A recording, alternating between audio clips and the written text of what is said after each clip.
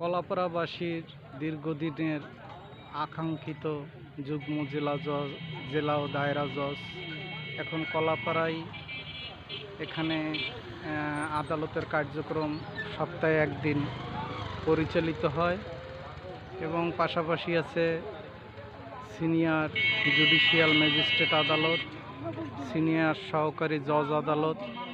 তো এখন শুধু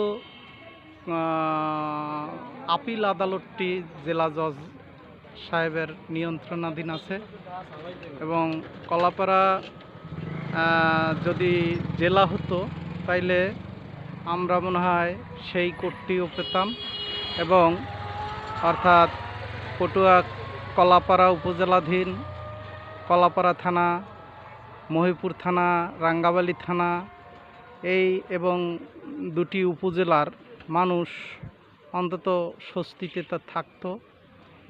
যাই হোক, আমাদের যারা জনপ্রতিনিধি আছেন, মাননীয় সংসদ সদস্যগণ আছেন, আমরা কলাপাড়া সম্মিলিত নাগরিক অধিকার জোটের পক্ষ থেকে তাদের কাছে দাবি জানাবো যে অনতি বিলম্বে আপনারা সরকারের কাছে আমাদের কলাপাড়া যাতে একটি জেলা, নতুন একটি জেলা স্থাপিত হয়, সেই জন্য আমরা যার যার অবস্থান থেকে আমরা সরকারের এই বিষয়টি ঘোষণার অপেক্ষায় আছি। তো আমরা যেহেতু এই অত্র এলাকার মানুষ আগে জেলা সদরে যেতে আসতে কত কষ্ট করতে হতো, বোর্ডিংয়ে থাকতে হতো, হোটেলে খেতে হতো, আজকে বাড়ির কাছে কোর্ট। তো সাধারণত কলাপাড়া উপজেলায় অনেক মামলা, তো এই মামলাগুলো সবই এখানেই প্রায় নিষ্পত্তি হচ্ছে।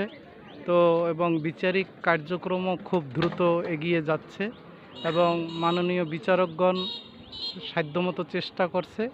তবে কিছু তৃতীয় চতুর্থ শ্রেণীর কর্মচারীদের কিছু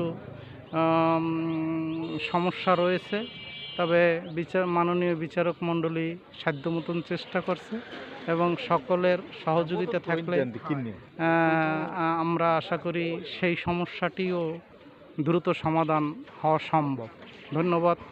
স্পন্দন মিডিয়ার পক্ষ থেকে কলাপাড়া যুগ্ম জেলা জজ আদালত ও দায়রা আদালত থেকে গৌতম চন্দ্র হাওলাদার, কলাপাড়া সম্মিলিত নাগরিক অধিকার জোট কলাপাড়া সাধারণ সম্পাদক, কলাপাড়া পটুয়াখালী।